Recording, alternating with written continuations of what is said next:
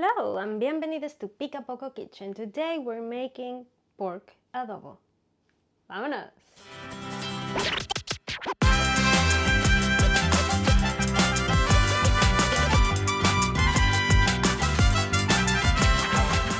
This month I'm inviting you inside a Mexican household.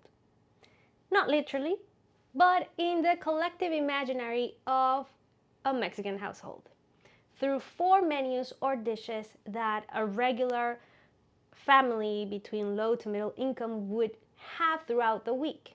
This is based on my personal experience and the people around me. And I'm gonna start with pork adobo. Pork adobo is basically a stew, and I love a good stew. Except that growing up, this one wasn't my favorite.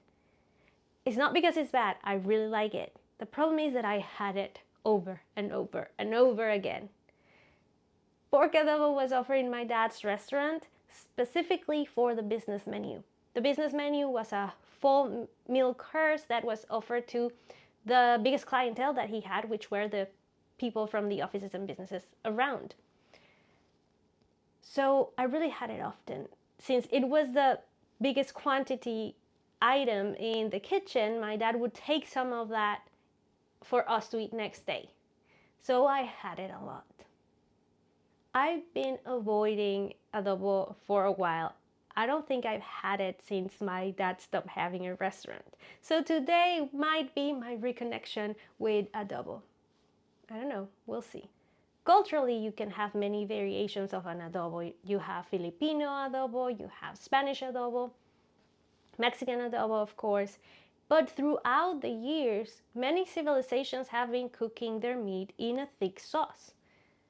You can find it with different names in Indian cuisine, in Japanese cuisine, Chinese cuisine, Jamaican cuisine, Nigerian cuisine. I can go on and on and on. Even in Mexico, we have this same process for many different dishes. Moles, pipián, pibil, achiote, pork adobo. So the version that I'm showing you today is my personal version of adobo. I added potatoes which are not traditional because my dad's restaurant had it with potatoes. And stay tuned because I'm pairing it with some red Mexican rice. So let's get to it. When it comes to the meat, you can use almost any kind. You can go for boneless ribs, you can go for shoulder, butt, you can even go for pork loin. I'll be using some shoulder that I had pre-cut already.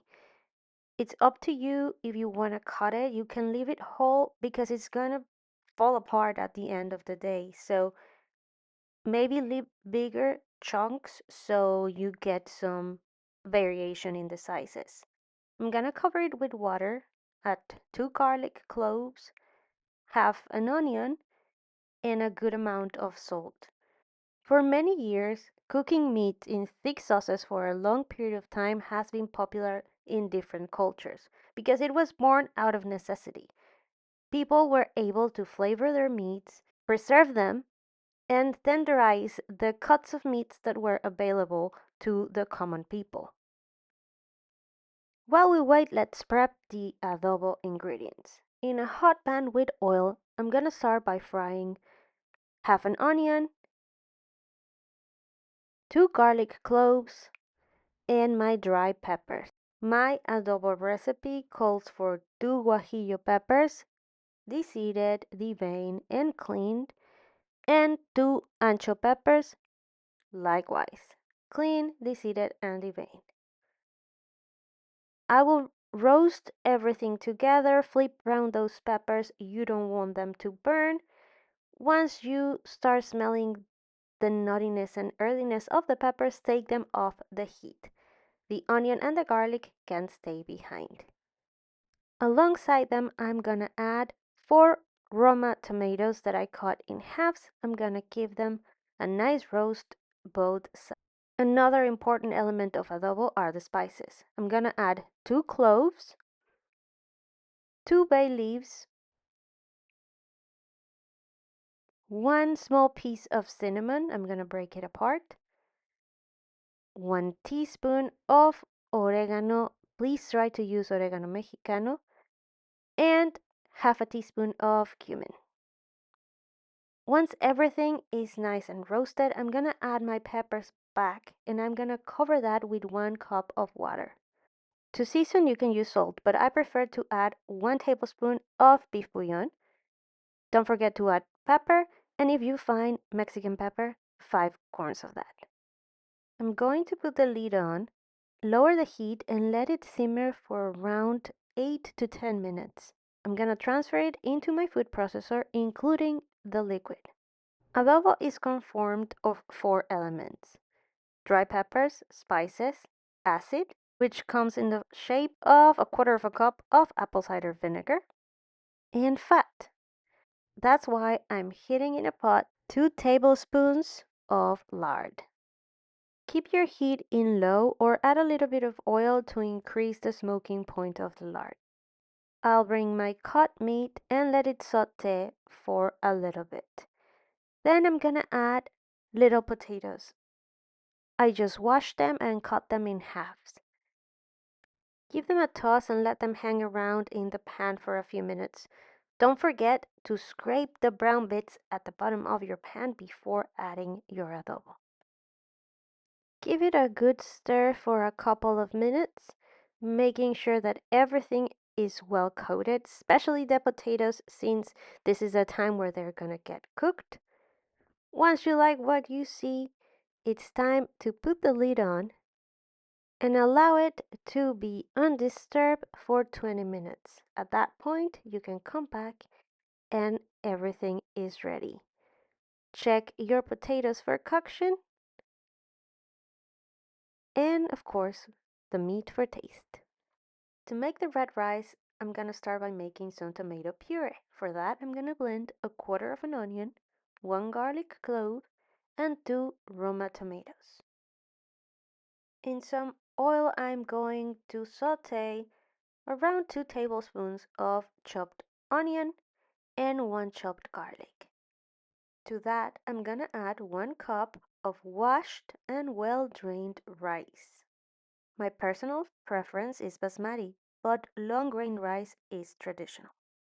For an extra kick of color and tomatoey flavor, I like to add 1 teaspoon of tomato puree, but this step is totally optional. But if you do choose to add it, mix it well with the rice until you don't see any clumps and your rice looks orange, just like this. Now we're ready to add the tomato puree that we just made in the blender. To make rice, you need 2 parts water for 1 part rice. As you can see, this tomato puree is already 1 part liquid. So I'm only left to add another part liquid, which will be chicken broth. But make sure to use the same measure you used to measure the rice, because for some reason all measuring cups are not the same. I like to add half a cup of frozen veggies to my rice. I went for carrots and peas. Give it a mix. And last but not least, I always like to stab a pepper and add it to the pot. This is an oldie but goodie, a great way to use all jalapenos forgotten in your fridge. Put the lid on, lower the heat, and let it be for 20 minutes. Check at 15 to see if there's liquid left. If there's liquid left, let it be for another 5 minutes. At this point, your rice is ready and it is okay to fluff it up. It is normal if you find a little bit of tomato on top. Just mix it well and you're gonna be fine. At this point, you'll still see a lot of steam and moisture in your rice, but we're not done yet.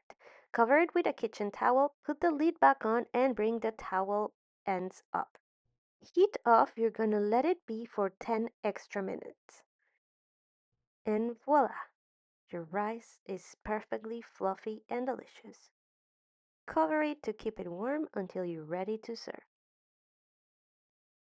And here we go, a nice serving of pork adobo with potatoes, a side of rice, and of course some beans.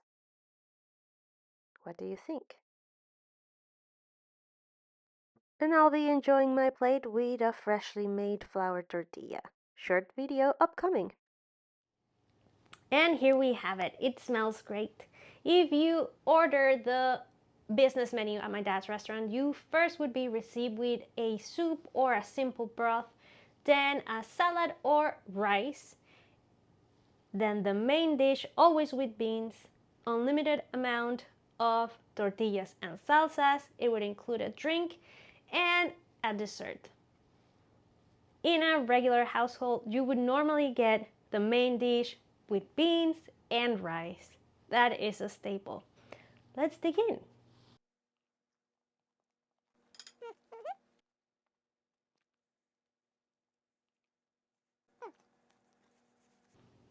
It is really good, definitely a reconnection.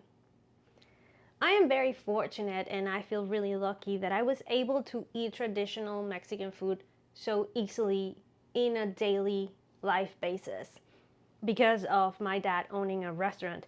And I know a lot of families would cook these kind of meals for their families, for their everyday life. And now I value way more what this kind of dish represent for us, even though we eat them so frequently that we just give them for granted. They carry so much, not just in terms of ingredients, but culturally and historically. So I'm happy to share these with you, and stay tuned for the following videos throughout the week on a regular Mexican table. I hope you enjoyed this recipe just like this video. And if you did, please share with your friends. Like, subscribe, and be notified. And for more, follow me on the socials. Adios, amigues.